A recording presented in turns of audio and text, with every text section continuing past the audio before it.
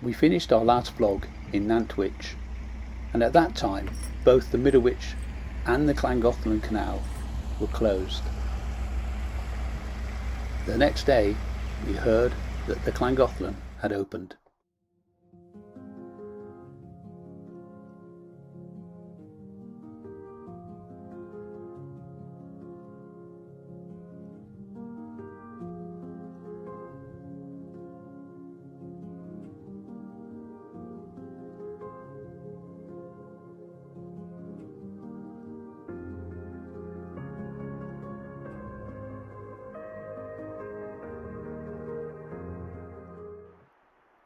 Between bridges 3 and 4 we can see the site of the breach that caused the closure of the canal.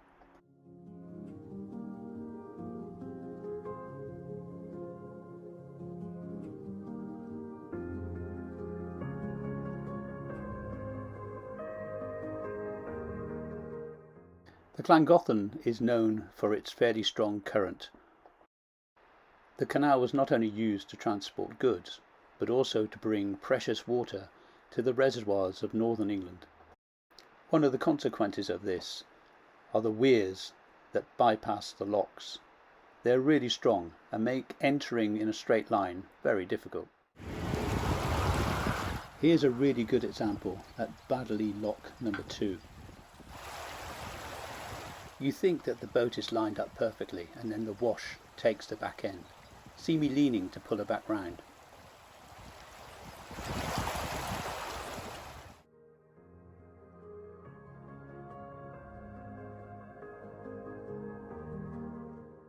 Our first night on the Llangollen is spent at the really pretty village of Wrenbury.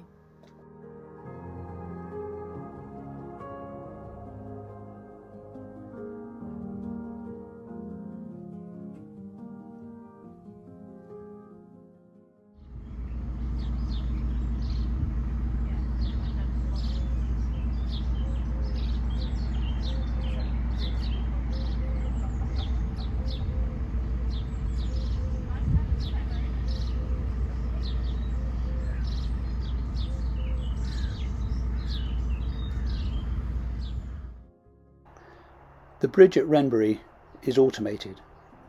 Most of the others require some muscle power.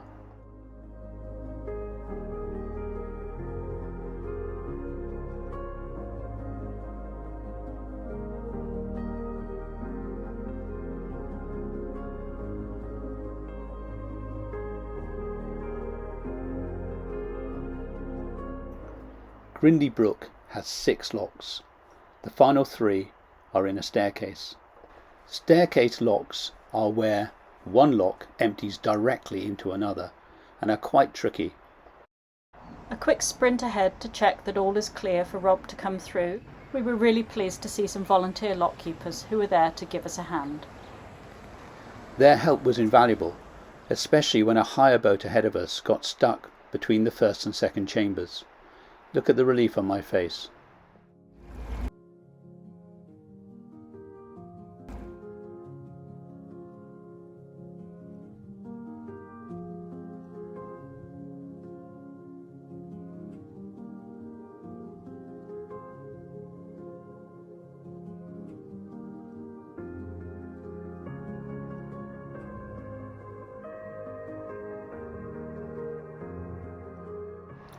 Once upon a time, the Whitchurch arm extended right into the town centre. The evidence is obvious as we turn around and see the remains of the canal bank leading away to Chemistry Bridge.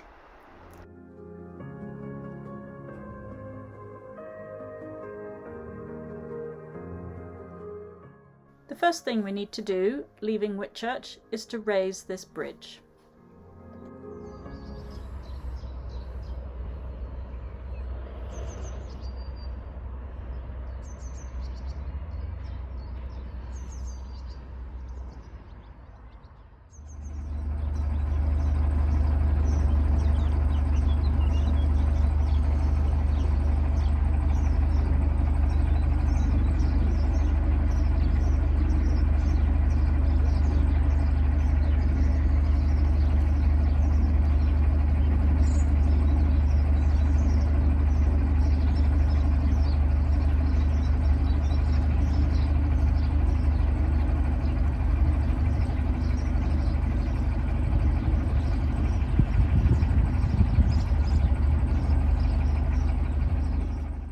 This is the first time we've seen this kind of storage for stop planks.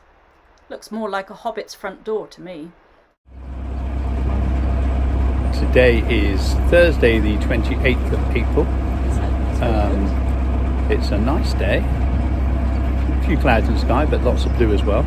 We're just passing a hire boat coming in the opposite direction, so Pip is concentrating on that at the moment. We left, what was that place called this morning? Whitchurch. Whitchurch. We left Whitchurch this morning reasonably early, and we're doing a fairly long trek today down to Ellesmere. So it's a good double figures journey, probably 10 or 12 miles. But we thought it was going to be really quick. But ever since we've left Whitchurch, we've had lift bridge after lift bridge, because we didn't look at the book properly and just thought, oh, there's some bridges. Thinking hard work compared to locks. One of the ones that I did was 58 turns. Yeah, I just did one and it was 50 turns, so it's quite hard work to get them up. Anyway, that's us. We're on the Llangollen still, and we'll see you for the aqueduct, hopefully. Heading for the aqueduct in a day or two. Yeah, see you soon.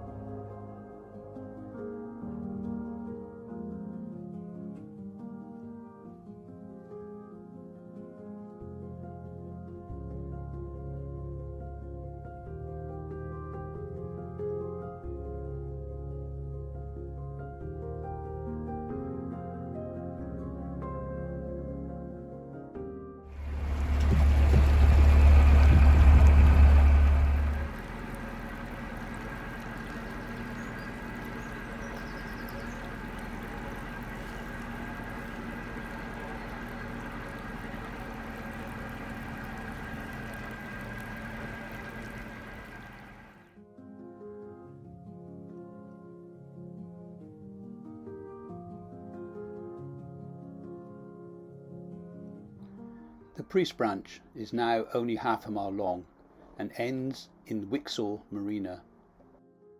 In its heyday, it gave access to the clay quarries that were used to repair the canal in this area.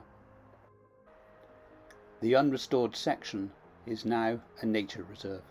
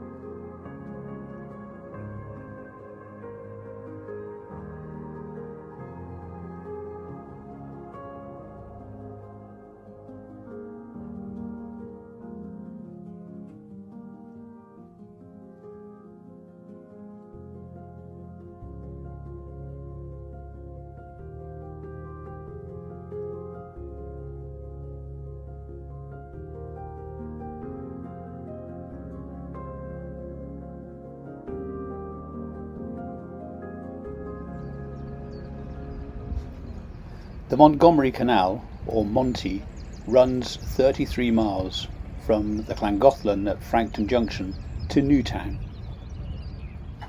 It was completed in 1821, but following a breach in 1936, it was officially abandoned in 1944.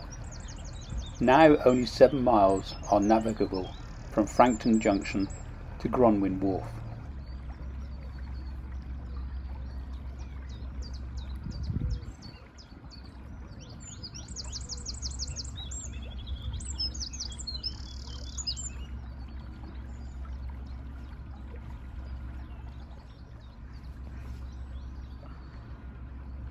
For historic reasons, the bridge numbering system on the Llangollen continues down the Montgomery Canal.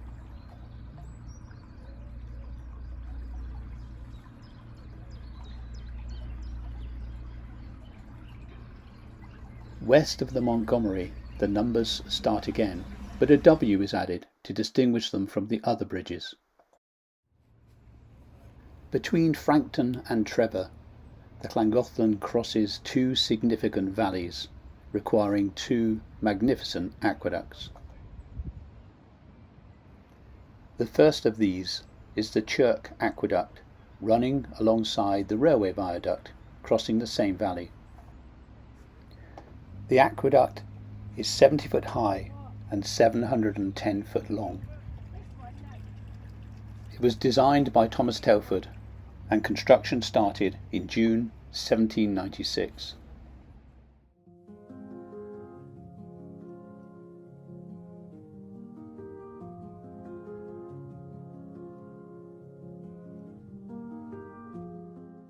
As you leave the aqueduct, you also leave England and enter Wales. Next challenge is the White House Tunnel. It's only 191 yards long, but being so narrow, it's quite tricky.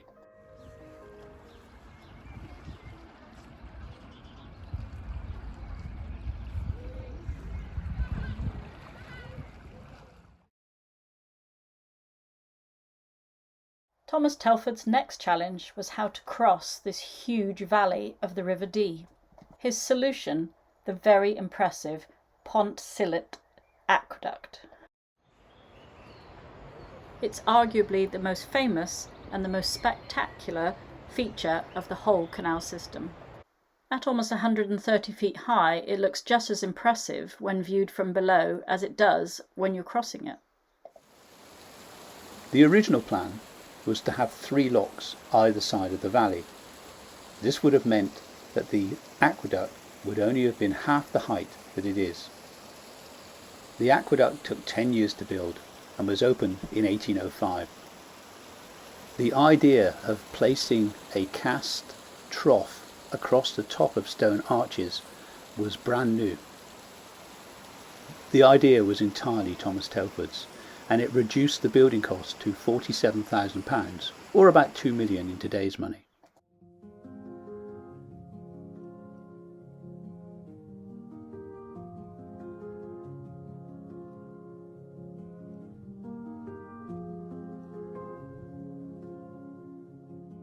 As we enter the aqueduct, you can clearly make out the outline of the trough. The water is 5'3" deep, and it extends to the right under the path. This clever design feature ensures that the water is not simply pushed in front of the boat as you cross.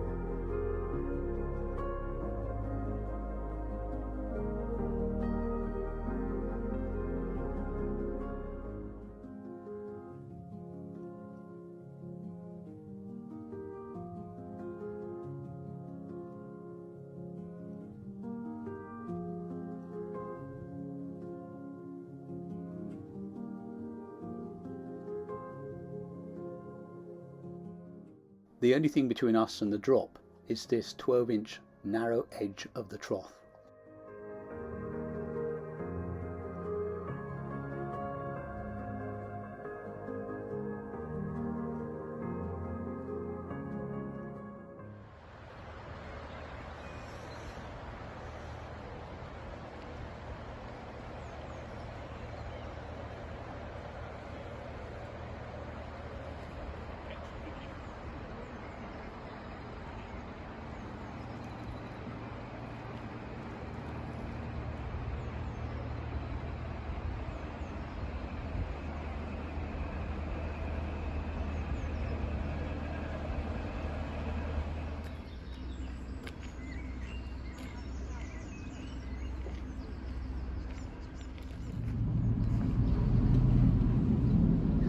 The canal continues from Trevor Basin through this very narrow bridge.